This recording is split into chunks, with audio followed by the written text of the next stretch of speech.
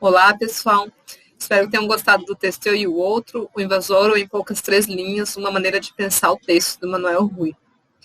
Esse texto, ele não se entrega a uma primeira leitura, né? Por algumas razões. A primeira diz respeito à forma e a segunda ao conteúdo. Em relação à forma, ele é um texto marcado pela oralidade. Para começar, ele foi apresentado numa comunicação oral no Encontro sobre Literatura Negra no Rio de Janeiro, na década de 80. E depois que ele foi colocado no papel. Possivelmente, o autor, se escrevesse o texto para publicação, né, no papel, talvez escrevesse exatamente da mesma forma, com as mesmas marcas de oralidade, porque é justamente sobre isso, sobre a importância da oralidade para a literatura dele, que ele está falando no texto, né? Mas, mesmo assim, a gente tem alguns elementos de estranhamento. Por exemplo, há poucas vírgulas, né? Bem poucas vírgulas no texto, né? E a gente foi acostumado a fazer pausa quando tem vírgula, ou, né? Então, pode haver um estranhamento aí na fluidez de como a gente lê. Ademais, o autor é angolano, e também a gente pode ter algum estranhamento em relação a nuances da língua portuguesa falada lá e aqui, embora eu ache que não há muitas.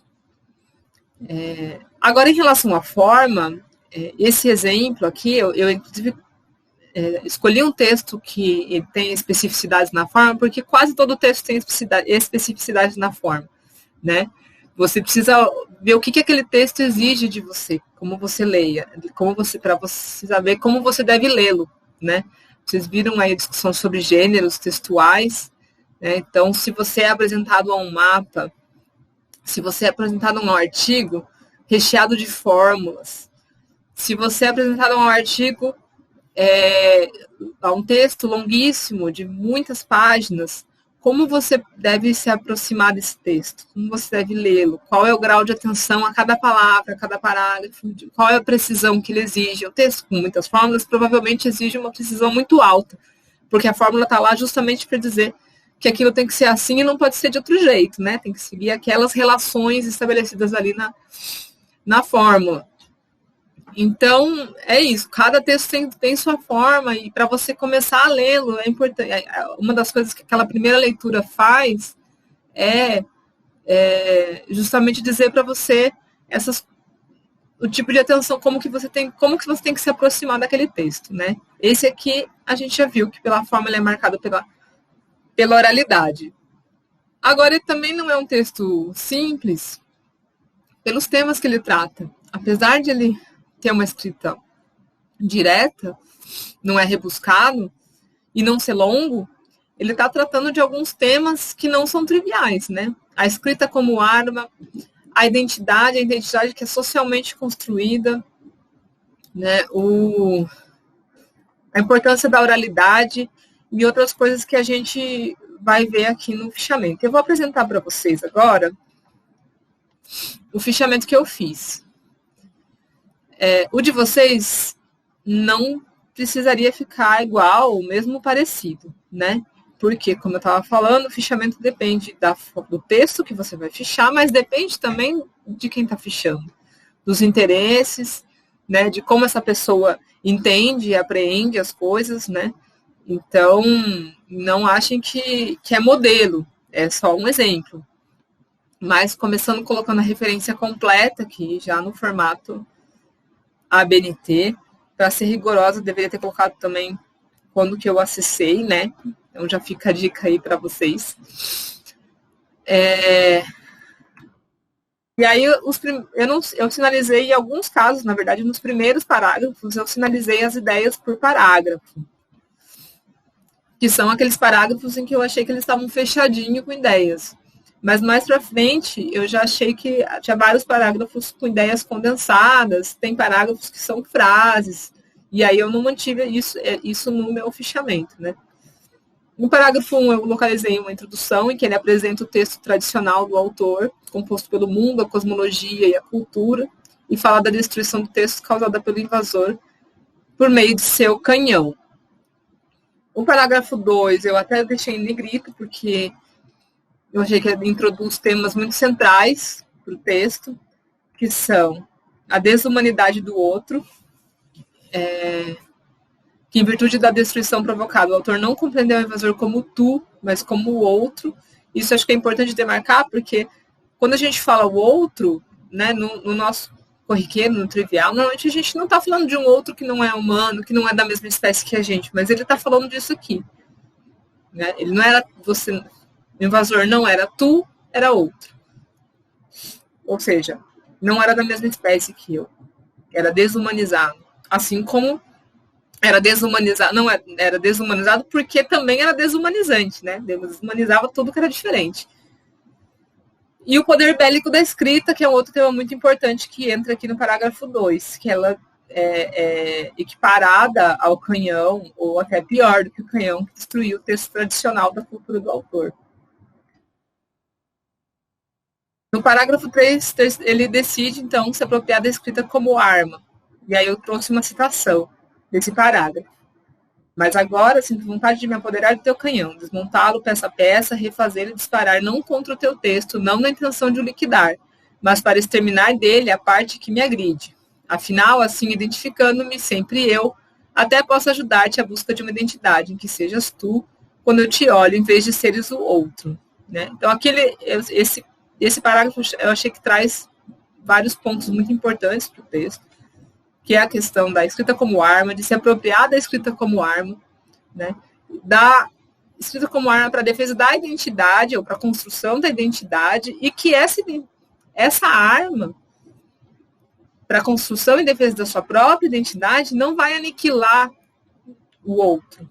Ao contrário, vai humanizá-lo, transformá-lo em tu, né? Esse seria o objetivo. Aqui eu fiz uma pequena paráfrase do texto acima, né? O autor faz a opção de se apropriar da arma que o agride, não para liquidar o invasor, mas para cessar a agressão, ao fortalecer sua própria identidade para tornar humano o invasor. É importante a paráfrase porque às vezes a gente acha assim as coisas, os textos que a gente está lendo, eles têm trechos tão brilhantes que a gente não é capaz de escrever de outra forma, mas na verdade a gente está mascarando que a gente realmente não conseguiu aprender aquilo de maneira adequada. Então a gente só conseguiria dizer aquilo exatamente com as mesmas palavras do autor. Então é importante a gente exercitar a nossa capacidade de paráfrase, né, para também ajuda na compreensão, no melhor manejo dos conceitos, daquilo que está sendo dito. Parágrafos 4 e 5. Para atuar como arma contra o invasor, a escrita deve fortalecer a identidade e somente pode fazê-lo se for transformada pelo texto oral, incorporando, sendo uma escrita oratorizada e oratorizante. Novamente uma citação. E agora o meu texto, se ele trouxe escrita, o meu texto tem que se manter assim, oratorizado e oratorizante. Se eu perco a cosmicidade do rito, perco a luta. Não tinha reparado, afinal isso é uma luta. E eu não posso retirar do meu texto a arma principal, a identidade. E nesse processo, aí acabou a citação, né? Minha nota, nesse processo ele fortalecerá a oralidade, incluindo o invasor na oralidade tradicional. O texto escrito manterá o texto oral. E, na verdade, será formado pelo texto oral. E, para terminar, eu coloquei, pela arma da literatura, que se relaciona à identidade, o autor pretende conquistar um mundo universal, em contraposição ao mundo total. E algumas notas minhas aqui, porque ele não define mundo universal e nem mundo total. Mas o que eu entendi aqui, que o mundo total seria aquele que comporta a pluralidade e a diversidade, onde cabe tudo, né? E o mundo total é um mundo que se impõe a tudo, e, portanto, não cabe tudo. Ele ocupa tudo, né? Se impõe. Só que o autor não disse. Então, para sinalizar que isso é meu, e não uma explicação dada para o autor, eu usei esse tipo de colchete aqui, e não um parênteses normal, tá? Quando vocês estiverem falando da obra de algum autor, tal, é importante, se fosse colocar no meio de uma citação, tudo que é o seu, que você está colocando ali no meio, que você quer marcar isso, não foi ele que falou, sou eu que estou falando, esse tipo de marcação aqui é importante. aqui poderia terminar o fichamento, tá? Mas eu quis incluir só para a gente ver alguns conceitos que eu levantei aí com aquele trabalho que eu achei que ajuda a entender. Por exemplo, texto oral. Ele explica que texto oral para ele, o que é? Não é só aquela história contada, né? Era tudo, era o gesto, era a dança, era o ritual, era as árvores, enfim, era a vida comunitária toda, né? A escrita como arma, o invasor, que é um termo que ele utiliza em vez de colonizador, a identidade, que a gente usa muito ainda, né, hoje. O tema da identidade é muito importante atualmente, mas ele demarca que ele está falando de identidade. Identidade não é uma coisa que eu tenho em mim, que eu nasci com isso, que é parte da minha essência. A identidade sou eu a partir de nós, ou seja, ela é construída socialmente. E que essa identidade ela pode também trabalhar para desalienação do outro. A desalienação do outro seria a humanização do outro, né? Transformar o outro em tu. E aí o mundo universal e o mundo total, que eu coloquei aqui também, aquela interpretação que eu tive do que significariam esses dois termos. É isso, gente. Esse é o meu modelo de fichamento. Espero que ajude vocês na leitura dos textos que vocês vão encontrar, dos diversos tipos de textos, dos diversos tipos de disciplinas que vocês vão encontrar aí para frente.